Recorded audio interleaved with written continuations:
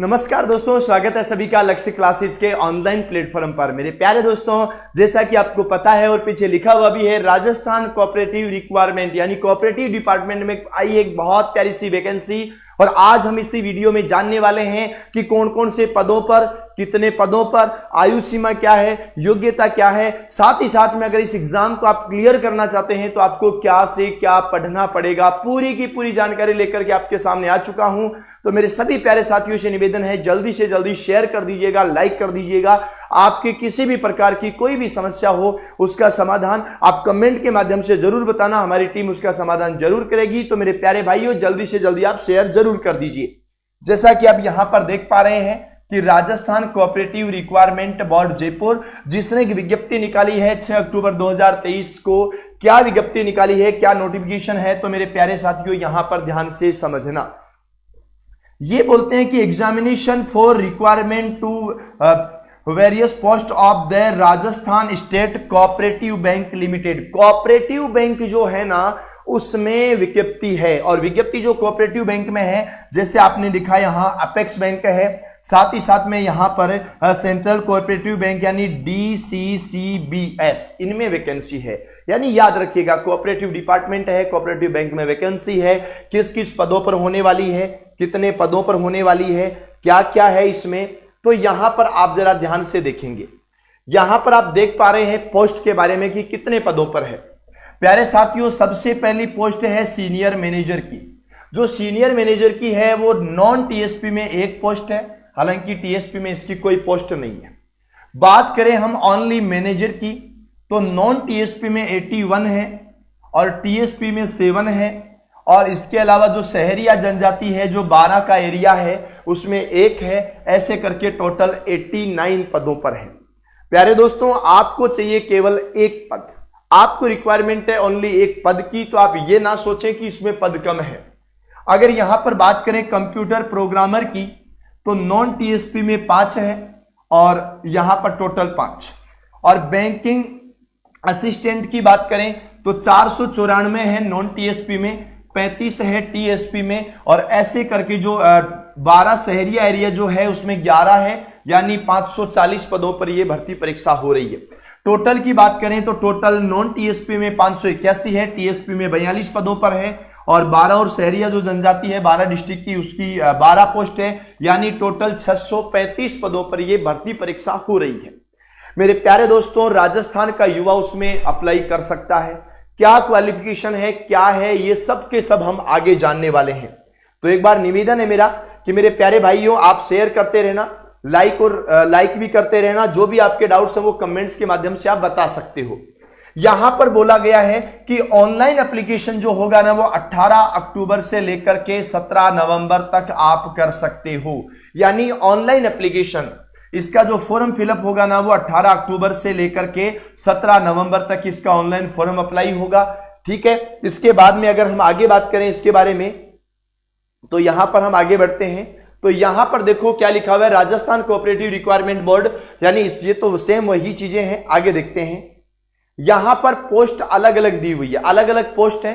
कौन से जिले में, जनरल की कितनी है, SC की कितनी है, ST की कितनी है, डाइवोर्स की कितनी है, विडो की कितनी है। टोटल पोस्ट यहां पर आपको दी गई है। आप यहां पर पोस्ट का वर्गीकरण देख सकते हैं। साथ ही साथ में अगर हम आगे बात करें यहां पर, तो ये पोस्ट का वर्गीकरण है पूरा। पोस्ट के वर्गीकरण के बाद में अगर हम यहां पर बात करते हैं तो आपके सामने यहां एक पेज आता है। ये बोलते हैं कि अप्लाई कैसे करना है, क्या करना है। जैसे राजस्थान की सभी भर्ती परीक्षाओं के लिए आप अप्लाई करते हो, सेम वही तरीका इसमें रहेगा। ये हाउ टू अप्लाई बोलता है, विशेष नोट, ऑनलाइन एप्लीकेशन आपको भरना है। ऑनलाइन आवेदन की जो प्रक्रिया है वो यहां पर आप विज्ञापन में कंप्लीटली देख सकते हैं। मैं आपको बताना चाहूंगा कि पूरा का पूरा विज्ञापन आपको मिलेगा लक्ष्य क्लासेस के टेलीग्राम चैनल पर, आपको मिल जाएगा। आप वहां पर जाकर के इसको पूरा भी पढ़ सकते हैं। साथ ही साथ अगर हम यहां पर बात करें तो सब चीजें इसमें वही लिखी है जो और अदर एग्जाम्स के लिए होती हैं, कि आपके पास क्या क्या चीजें होनी चाहिए, क्या नहीं होनी चाहिए, कैसे आपको अप्लाई करना है, मेल ID है, गलत सूचना देगो तो इसके ऊपर आपकी कार्यवाही हो जाएगी। ये सब चीजें वही लिखी है। अब आता है आपके सामने सबसे इंपॉर्टेंट, अगर आप यहां पर एक बार ये पंजीयन शुल्क OTR की अगर हम बात करें तो कार्मिक विभाग राजस्थान सरकार परिपत्र दिनांक 19 अप्रैल 2023 के द्वारा अभ्यर्थियों को अपनी SSO ID द्वारा लॉगिन करने के बाद एक बार ये पंजीकरण प्रणाली OTR वन टाइम रजिस्ट्रेशन, आपको एक ही बार रजिस्ट्रेशन करवाना है। पैसा जो लगेगा वो एक ही बार लगेगा, बार बार आपका पैसा नहीं लगेगा। यहां पर सामान्य वर्ग और क्रिमिलियर श्रेणी के अन्य पिछड़ा वर्ग और अति पिछड़ा वर्ग आवेदन हेतु 600 रुपए लगेंगे। साथ ही साथ में यहां पर राजस्थान के नॉन क्रिमिलियर श्रेणी के अन्य पिछड़ा वर्ग, अति पिछड़ा वर्ग, आर्थिक रूप से कमजोर वर्ग, अनुसूचित जाति, अनुसूचित जनजाति के आवेदक के लिए 400 रुपए और समस्त दिव्यांगजनों आवेदन के लिए भी 400 रुपए यहां पर है। ये वन टाइम रजिस्ट्रेशन OTR का आपका सिस्टम रहेगा।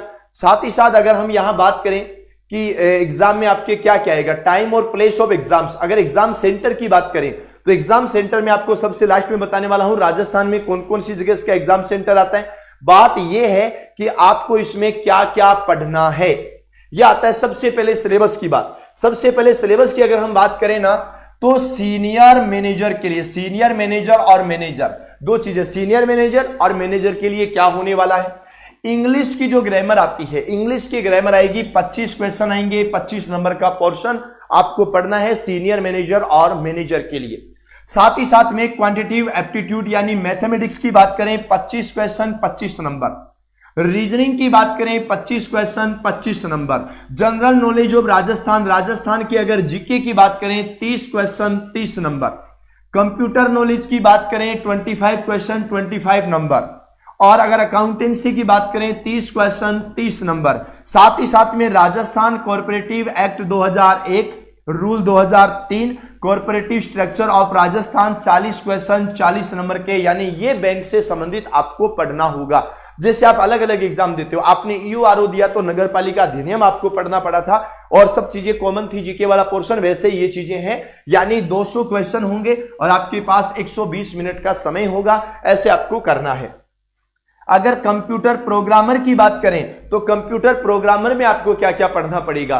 कंप्यूटर प्रोग्रामर के लिए आपको इंग्लिश पढ़नी पड़ेगी, 30 क्वेश्चन आएंगे 30 नंबर के। साथ ही साथ न्यूमेरिकल एबिलिटी यानी मैथमेटिक्स आएगी 40 क्वेश्चन 40 नंबर के। रीजनिंग यहां पर आने वाली है 40 क्वेश्चन 40 नंबर के। General knowledge of Rajasthan 40 question 40 number के, और प्रोफेशनल नॉलेज जो आपका रहेगा वो 50 क्वेश्चन 50 नंबर के, यानी यहां पर भी 200 क्वेश्चन होंगे और 200 नंबर का मामला होगा। कौन से पदों के लिए होगा? कंप्यूटर प्रोग्रामर के लिए होगा। कितने पदों पर है तो ये मैंने आपको सबसे पहले बता दिया था, स्टार्टिंग पोर्शन में मैंने आपको ये बता दिया था। आगे अगर हम बात करें यहां पर तो देखो यहां पर क्या आता है, बैंकिंग असिस्टेंट जो होता है सबसे ज्यादा पोस्ट इसी की थी। बैंकिंग असिस्टेंट में यहां पर याद रखना इंग्लिश जो होगी ना वो 30 क्वेश्चन होंगे 30 नंबर के, 30 क्वेश्चन 30 नंबर के होंगे। अगर क्वांटिटेटिव एप्टीट्यूड की बात करें, मैथमेटिक्स की बात करें 40 क्वेश्चन 40 नंबर के। रीजनिंग की बात करें 40 क्वेश्चन 40 नंबर के। साथ ही साथ जनरल नॉलेज ऑफ राजस्थान की बात करें 30 क्वेश्चन 30 नंबर के। कंप्यूटर के नॉलेज की बात करें 25 क्वेश्चन 25 नंबर के। अकाउंटेंसी की बात करें 25 क्वेश्चन 25 नंबर के। और Rajasthan corporative act 2001 rules 2003 corporative structure of Rajasthan, अगर इसकी हम बात करें तो 10 क्वेश्चन यानी 10 नंबर के। मतलब याद रखना, अगर आपको बैंकिंग असिस्टेंट के बारे में पढ़ना है जिसकी सबसे ज्यादा पोस्ट है, उसके लिए आपको 200 क्वेश्चन 200 नंबर के और 120 मिनट लगेगा। मतलब हमने ऊपर क्या पढ़ा है, आप ध्यान से देखना, हमने यहां पर यह पढ़ा है कि आप किसी की भी तैयारी कर रहे हैं, आप यदि मैनेजर की कर रहे हैं, सीनियर मैनेजर या मैनेजर की कर रहे हैं, आप यदि कंप्यूटर प्रोग्रामर की कर रहे हैं, आप यदि बैंकिंग असिस्टेंट की बात कर रहे हैं, तीनों की बात कर रहे हैं, तीनों में ही आपको इंग्लिश पढ़ना पड़ेगा, तीनों में ही आपको क्वांटिटेटिव एप्टीट्यूड पढ़ना पड़ेगा यानी मैथमेटिक्स पढ़नी पड़ेगी, तीनों में ही आपको रीजनिंग पढ़नी पड़ेगी, तीनों में ही आपको जनरल नॉलेज ऑफ राजस्थान पढ़ना पड़ेगा, तीनों में ही आपको कंप्यूटर का नॉलेज पढ़ना पड़ेगा, तीनों में ही दो में याद माफ कीजिएगा, कंप्यूटर प्रोग्रामर में आपको राजस्थान कॉर्पोरेटिव एक्ट 2001 और rules 2003 corporative structure of Rajasthan ये वाला नहीं पढ़ना, अदरवाइज आपको सब पढ़ना है। क्योंकि कंप्यूटर प्रोग्रामर जो होता है ना उसमें प्रोफेशनल नॉलेज आपको चाहिए, ठीक है ना। यानी आपका जो कंप्यूटर प्रोग्रामर है, प्रोग्राम का आपको प्रोफेशनल नॉलेज चाहिए, अदरवाइज ये सब चीजें कॉमन है। आप देखेंगे यहां पर इंग्लिश के 25 क्वेश्चन है, यहां पर इंग्लिश के 30 क्वेश्चन है, पढ़ना वही है, बस नंबर ऑफ क्वेश्चंस, वेटेज वो आपका यहां पर बढ़ रहा है। इसके बाद में आप एक चीज जो सबके सब साथी जानना चाहेंगे, ये क्या है, तो ध्यान से समझना। सिलेबस की बात करें तो सिलेबस में क्या क्या आएगा। अगर इंग्लिश की बात करें तो सेकेंडरी और माध्यमिक लेवल का, यानी याद रखिएगा मेरे प्यारे भाइयों, ओनली 10th लेवल की इंग्लिश। मतलब बात करें तो यहां पर आपको ग्रामर पढ़नी है, 10th लेवल की ग्रामर आपको कवर करनी है, यहां से आपका होगा। साथ ही साथ में क्वांटिटेटिव एप्टीट्यूड की अगर बात करें तो ये आप जरा ध्यान से समझो, ये है all India nationalised bank officers के लिए clerical level examination. Clerk level का जो एग्जाम होगा उसकी मैथमेटिक्स पढ़नी है। क्लरिकल लेवल की अगर हम बात करें ना तो किसी भी कंपटीशन में ओनली 10th लेवल की मैथ्स आती है, ओनली 10th लेवल। आप बैंकिंग या आईपीपीएस के एग्जाम्स भी आपने निकाले होंगे, आपने दिए होंगे, कभी अप्लाई किया होगा, आपने ट्राई जरूर किया होगा, ठीक है, लेकिन 10th लेवल की आपको मैथ्स पढ़नी है, जिसमें आपको पढ़नी है ओनली अर्थमेटिक, यानी आपको केवल और केवल यहां पर पढ़नी है अंक गणित पढ़नी है, यानी आप केवल अंक गणित के बारे में पढ़ेंगे। मतलब याद रखिएगा एडवांस मैथ जैसे ट्रिग्नोमेट्री, ज्योमेट्री, अलजेब्रा, मेंसुरेशन, ये आपको नहीं पढ़ना है। आपको क्या क्या पढ़ना है, आपको number system, profit loss, percentage, average, ratio, SI, CI, time and work, time and distance, time and speed, रेलगाड़ी, पाइप एंड टैंक, ऐसे कुछ टॉपिक पढ़ने हैं। मैं इसका अलग से आपको पूरा का पूरा सिलेबस डिस्कशन करवा दूंगा, उसमें आपको किसी प्रकार की कोई टेंशन नहीं है। फिर हम बात करते हैं रीजनिंग को लेकर के। रीजनिंग में भी बोला गया कि all India nationalised bank officers clerical examination level, यानी जो आईबीपीएस वाले जो होते हैं ना, आईबीपीएस वाले हैं, उनमें जो सिलेबस है वही आपको कवर करना है। All India nationalised bank officers, यानी जो और बैंकिंग के लिए जैसे आपके आईबीपीएस का आता है, एसबीआई का आता है, उनमें जो भर्तियां आती है उनमें जो आप रीजनिंग का सिलेबस पढ़ेंगे वही है। नंबरिकल एबिलिटी की बात करें तो भी वही है, ठीक है। तो यानी ये सब चीजें आपको याद रखनी है, ठीक है। अब देखो यहां पर बात करें जनरल नॉलेज की, तो जनरल नॉलेज ऑफ राजस्थान, इसमें क्या क्या पढ़ेंगे आप लोग, इसमें पढ़ेंगे general interest and awareness about major economic, यानी आपको इकोनॉमिक के बारे में पढ़ना पड़ेगा, आपको सोशल के बारे में पढ़ना पड़ेगा, यानी सामाजिक के बारे में पढ़ना पड़ेगा, पॉलिटिकल के बारे में पढ़ना पड़ेगा, ज्योग्राफी के बारे में पढ़ना पड़ेगा, कल्चरल पढ़ना पड़ेगा, और लिटरेरी और साइंटिफिक ये पढ़ना पड़ेगा। Importance of current development in Rajasthan, current affair भी आपको पढ़ना पड़ेगा। यानी मान ली आपको केवल राजस्थान का जीके, जिसमें art and culture, geography, history, political, मतलब कंप्लीटली आपको यहां पढ़ना पड़ेगा।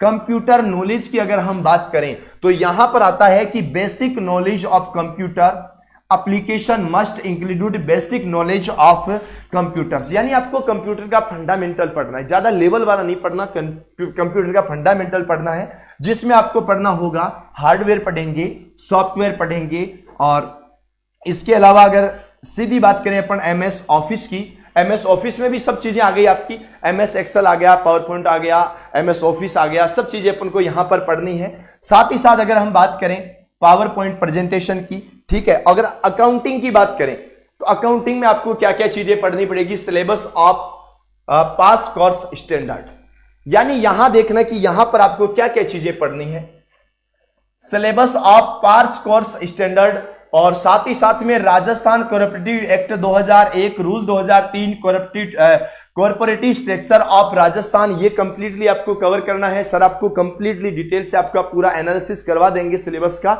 उसमें आप ये सब चीजें पढ़ेंगे। अगर हम आगे बढ़ते हैं यहां से, तो ये सिलेबस के अकॉर्डिंग आपका पूरा कंप्लीटली दिया हुआ है। अब हम यहां पर चलते हैं सीधा कि एग्जाम सेंटर आपके कहां कहां होंगे। यहां पर क्या लिखा हुआ है जरा ध्यान से समझें। आवेदक आवेदन प्रस्तुत करने की अंतिम दिनांक को 18 वर्ष की आयु प्राप्त कर चुका हो, यानी मिनिमम 18 साल। कब? जिस दिन आपका फॉर्म की लास्ट डेट हो उससे पहले 18 साल का कंप्लीट हो जाना चाहिए। 40 वर्ष का नहीं हुआ हो, यानी 18 साल से 40 साल तक के लोग इसमें फॉर्म अप्लाई कर सकते हैं। परंतु यदि कोई अभ्यर्थी सीधी भर्ती के लिए ऐसे किसी वर्ष में जिसमें ऐसी कोई भर्ती नहीं हुई थी अपनी आयु के संबंध में हकदार था तो उसे ठीक आगामी भर्ती के पात्र समझा जाएगा यदि वह 3 वर्ष से अधिक के द्वारा अधिकायु का नहीं हुआ हो। यानी आप ओवरेज हो गए। कितने आप क्या हो गए? ओवरेज हो गए। आपकी एज 40 साल मांगी थी, 41 हो गई, और आपको लग रहा है कि पिछले 3 साल में ऐसी कोई भर्ती हुई नहीं, कॉर्पोरेटिव बैंक में कोई भर्ती नहीं हुई पिछले 3 साल में, तो आप 41 के होने के बावजूद भी, मतलब आप फॉर्म भर सकते हो। आपकी एज 41 हो गई फिर भी आप फॉर्म भर सकते हो, आपको कोई टेंशन लेने की आवश्यकता नहीं है। पर याद रखना, मान लीजिए अगर आपकी एज 41 है, 42 है, 43 है, चलेगा, पर अगर 45 हो गई तो नहीं चलेगा, क्योंकि 3 साल तक का इसमें माना है। स्पष्टीकरण की इस भर्ती परीक्षा वर्ष 2020 के बाद कोई भर्ती नहीं होने के कारण समस्त आवेदकों को अधिकतम आयु सीमा में 3 वर्ष की छूट दी जाएगी। यानी 2020 के बाद में कोई भर्ती नहीं हुई, मानकर चलिएगा कि 18 साल से लेकर के 43 साल का युवा इसमें फॉर्म भर सकते हैं। मतलब आप फॉर्म भर सकते हैं। अगर आपकी एज 41 है, 42 है, 43 है, तो भी आप भर सकते हैं। माफ कीजिएगा, 44 वाले नहीं भर पाएंगे, ये आपको थोड़ा सा ध्यान रखना है। ठीक है, आगे की अगर हम बात करें, यहां पर बहुत सी बातें इंग्लिश में लिखी हुई है, आप यहां पर पढ़ेंगे।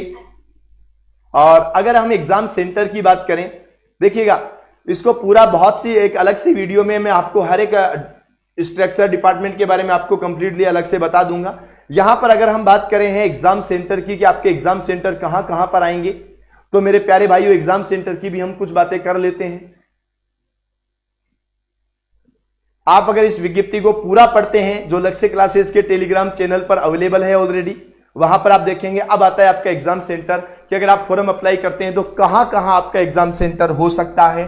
तो मेरे प्यारे भाइयों, अजमेर इसका एग्जाम सेंटर होगा, इसका एग्जाम सेंटर अलवर होगा, बीकानेर होगा, जयपुर होगा, जोधपुर होगा, कोटा होगा, सीकर होगा, श्री गंगानगर होगा और उदयपुर होगा। यानी पूरे राजस्थान में 9 एग्जाम सेंटर बनाए गए हैं। यानी याद रखिएगा कि आपके सामने एक वैकेंसी आ चुकी है, और वैकेंसी मेरे प्यारे भाइयों ग्रेजुएशन वाले विद्यार्थियों के लिए, जो ग्रेजुएट हैं उनके लिए वैकेंसी है, बहुत प्यारी वैकेंसी है। मैं सभी साथियों से यही कहना चाहूंगा मेरे प्यारे भाइयों, फॉर्म अप्लाई कीजिएगा। आपको केवल 1 सीट का रिक्वायरमेंट है, ज्यादा रिक्वायरमेंट अपन को है नहीं। तो मैं सभी साथियों से बस इतना सा कहना चाहूंगा कि जब भर्तियां आपके सामने आ रही हैं, तैयारी आप कंटिन्यू करते रहिए। Mathematics, English, Rajasthan GK, computer, ये सब वही चीजें आपको पढ़नी है। तो मेरे प्यारे भाइयों, मिलूंगा बहुत ही जल्द एक नए सेशन के साथ। तब तक सभी साथियों को राम राम, नमस्कार, जय हिंद, जय भारत।